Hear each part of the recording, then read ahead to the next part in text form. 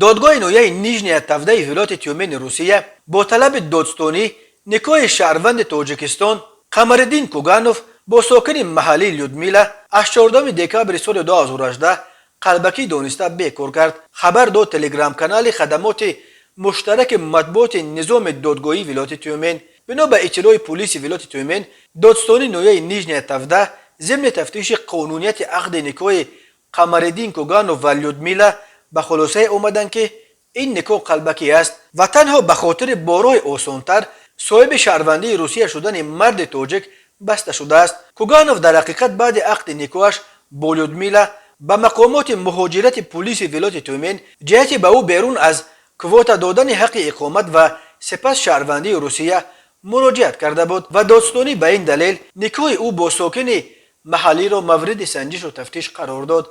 در جریان سنجش زن نقل کرد که با کوگانوف زندگی نمیکرد و خواجگی عمومی پیش نمیبرد، ولی بعدا در دادگاه از سخنهای خود دست کشید. در دادگاه زن و شوهر گفتند که آنها در دهه پترونینکا در خانه برادر کوگانوف و بعدا یک مدت در خانه لیودمیلا با هم زندگی داشتند، ولی بعد مرگ پدر و مادرش لیودمیلا به استعمال مشروبات داده شد و در این زمینه بین زن و شو مناقشه و سر زدند. بعد یکی از چنین مناقشه ها در تابستان سال 2019 لیودمیلا به شهرک کلوچی نویه نیژنی تفده کوشیده است.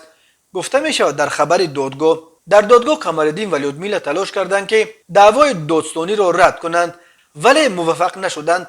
لیودمیلا از جمله گفت برای عقد نکاح از کوگانوف پول نگرفته است، ولی این مرد تاجیک به وی برای خریدن سر و لباس و دیگر اشیاء مکتبی برای کودکانش پول میداد. در جریان تفتیش معلوم شد که لیودمیلا تقریبا 3 سال باز با یک مرد دیگر از شهر کلوچی زندگی دارد و هیچگاه با کوگانوف زندگی مشترک نداشت. صدها نفر شهروندان تاجیک برای بارای آسانتر صاحب شهروندی روسیه شدن از راههای از لحاظ قانونی نامقبول چون نکاحهای قلبکی استفاده میبرند. در صورت آشکار شدن چنین حالتها شهروندانی که نکاح قلبکی کردند از حق اقامت و حتی از شهروندی روسیه محروم گردیده از این کشور اخراج کرده میشوند.